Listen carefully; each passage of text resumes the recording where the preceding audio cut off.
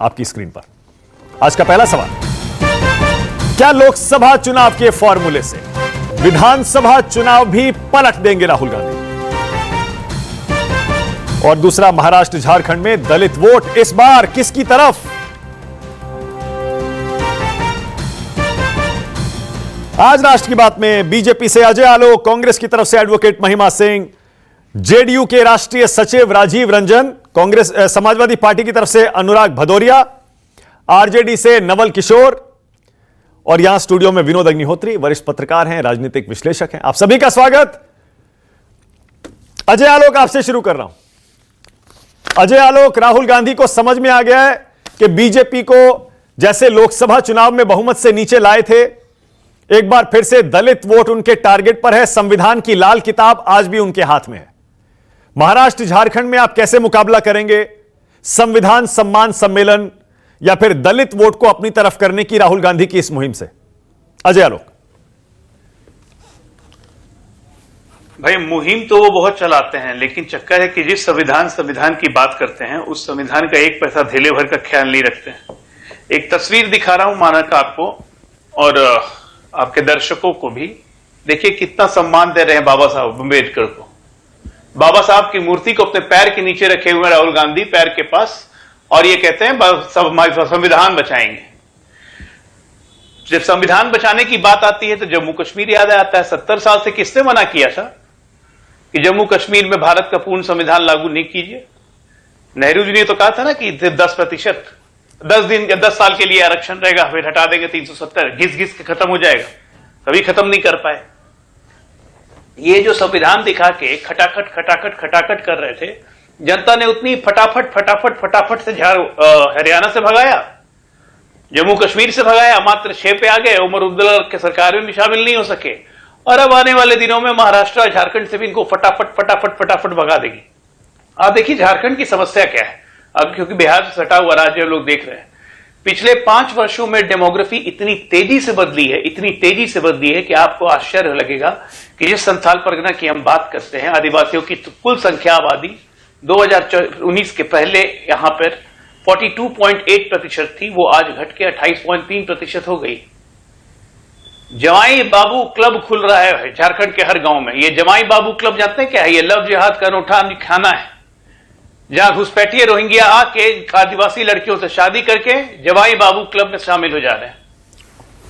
ये लगातार, ये कोई चुनाव की बात नहीं है, ये पूरे देश की डेमोग्राफी बदल रही है। राहुल गांधी या कांग्रेस पार्टी इस पे एक शब्द नहीं बोलने को तैयार है।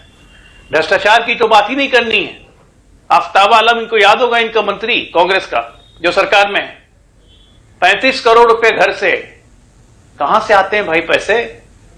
इनके एमपी कांग्रेस के धीरज साहू 350 करोड़ रुपए घर से। कहां से आते हैं पैसे? ये सब क्या बोलेंगे नहीं?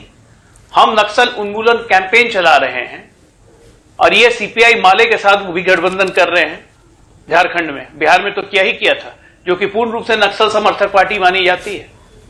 क्या विजन है? नक्सल और घुसपैठिए। तो ये सब सवाल पूछे जाएंगे। राहुल गांधी जब आज सम्मेलन करने गए तो ये सवाल का जवाब दें। अब इनका गठबंधन क्या होगा नहीं होगा, आरजेडी नाराज है, कोई नाराज है, वो नाराज है, उससे हमें कोई मतलब नहीं है। मैंने अभी एक आंकड़ा दिखाया, अटल बिहारी वाजपेयी ने बनाया। अजय, मैंने एक आंकड़ा दिखाया अभी, मैं खत्म करूं 10 सेकंड। हाँ बोलिए जी। मैं कह रहा हूं कि जिस झारखंड का निर्माण अटल बिहारी वाजपेयी ने किया और एक जन कल्याण नीति के तहत उस राज्य को आगे ले जा रहा था। छत्तीसगढ़ में हमारी सरकार रही, उसी वक्त बना था छत्तीसगढ़ विकसित हो गया, झारखंड अभी तक विकसित नहीं हो पाया। क्यों? जब जन कल्याण नीति की जगह घुसपैठिया कल्याण नीति चलाएंगे तो कहां से होगा? अच्छा, मैंने आंकड़ा दिखाया अभी लोकसभा चुनाव का कि दलित वोट किसकी तरफ गया, और यह आंकड़ा कहता है 50% जाटव कांग्रेस की तरफ गया और अन्य दलित 45% आपकी तरफ गया, 33% कांग्रेस को मिला। अन्य दलित में आप आगे हैं, जबकि जाटव वोट में कांग्रेस आगे है। आप इस फॉर्मूले से समझ पा रहे हैं लोकसभा चुनाव के समय राहुल गांधी ने जो अभियान चलाया उसका असर अजय आलोक, कम से कम जो प्रभावशाली दलित जातियां हैं उनमें हुआ?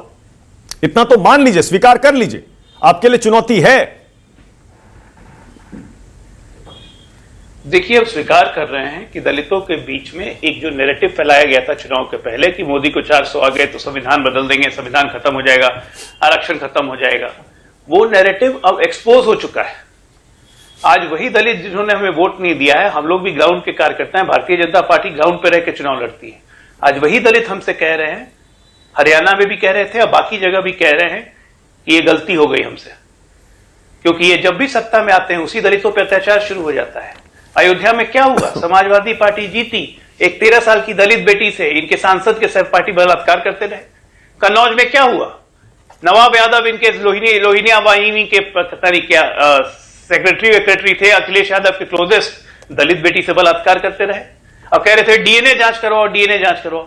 तो दलितों को ही पता है कि इंडिया अलायंस का डीएनए भारत के जननायक नीति से नहीं चलता है, जन कल्याण नीति के लिए नहीं बना है। तो इसीलिए ना दलित जाने वाला है ना पिछड़े जाने वाले हैं। अच्छा ठीक है, ओके। झारखंड में आपकी सीट शेयरिंग हो गई क्या, और कोई मुख्यमंत्री का चेहरा होगा क्या अजय आलोक, या महाराष्ट्र की तरह गोल गोल चलेगा आपका झारखंड में भी? देखिए, ये मुख्यमंत्री का चेहरा, मुख्यमंत्री को घोषित करके लड़ना, नहीं होने से कंफ्यूजन होना, ये सब एनडीए में या बीजेपी में नहीं होता है। सीट शेयरिंग हमारी कंप्लीट हो चुकी है, हमने घोषणा कर दी। तीनों राज्यों के जो दलों के प्रभारी जो थे, बाबूलाल मरांडी हो गए, हमारे प्रभारी शिवराज सिंह चौहान हो गए, हेमंत बिस्वा शर्मा हो गए, आजसू के सुरेश महतो थे, और आरजेडी की तरफ से उनके एक और प्रतिनिधि थे, और हमने घोषणा कर दी। चिराग पासवान भी थे, उनको भी एक सीट मिल रही है, जेडीयू 2 सीट पे लड़ेगा, 68 सीट पे हम लड़ेंगे, 10 पे आजसू लड़ेगा। हमारा तो क्लियर कट हो गया, सीटें भी डिसाइड हो गई, कल परसों में प्रत्याशी उतार देंगे। अच्छा ठीक है, ओके। जब सीएम उतारते हैं, विपक्ष नहीं सीएम का पद उम्मीदवार देता है, तब आप कहते हैं देखिए पीएम के लिए कहते हैं मोदी के सामने कौन। जब आपका सीएम उम्मीदवार होता है तब कहते हैं हमारा तो हो गया, उनका कोई है नहीं। अब जब आपका कोई सीएम कैंडिडेट नहीं है तो कह रहे हैं हमारे यहां ये सब नहीं होता। अरे भाई कमाल कर रहे हैं आप।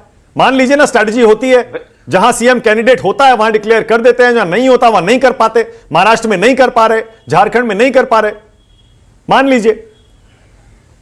गलत बात माना, गलत बात है आपकी, इसलिए नहीं मान रहा हूं। जहां हम सत्ता में नहीं होते हैं वहां हम सीएम कैंडिडेट डिक्लेयर नहीं करते हैं। आप मध्य प्रदेश देखिए, छत्तीसगढ़ देखिए, राजस्थान देखिए, जहां जहां हम सत्ता में नहीं रहे वहां पे हमने सीएम कैंडिडेट डिक्लेयर नहीं किया। और जहां हम सत्ता में रह के इनकम्बेंट गवर्नमेंट है, हमेशा हमारा सीएम कैंडिडेट तय रहता है, सीएम के चेहरे की घोषणा की जाती है, उसी के नेतृत्व में हम चुनाव लड़ते हैं। हाँ। महाराष्ट्र में भी अभी हम शिंदे जी के नेतृत्व में चुनाव लड़ने जा रहे हैं, कोई कंफ्यूजन है ही नहीं। तो जीते तो शिंदे जी सीएम बनेंगे महाराष्ट्र में, हम सत्ता में नहीं। देखिए, ये निर्णय तो मैं आपके टीवी चैनल पर बैठ के नहीं करूंगा ना। अरे तो यही तो सवाल है। देखिए वापस घूम के हम वहीं आ गए, यही तो सवाल है। इसका मतलब सीएम चेहरा नहीं है महाराष्ट्र में। कैसे नहीं चेहरा है? हम उन्हीं के नेतृत्व में, शिंदे जी के नेतृत्व में महाराष्ट्र लड़ने जा रहे हैं। अरे ऐसा कैसा चेहरा जिसके बारे में दोबारा सीएम बनने की गारंटी नहीं है? भाई मुख्यमंत्री खोजने नहीं जा रहे हैं हम लोग, हम मुख्यमंत्री के नेतृत्व में लड़ने जा रहे हैं ना। मुख्यमंत्री एडवोकेट महिमा सिंह आपको बोलेंगे कि साथ में चलिए। ठीक है, ऑल राइट।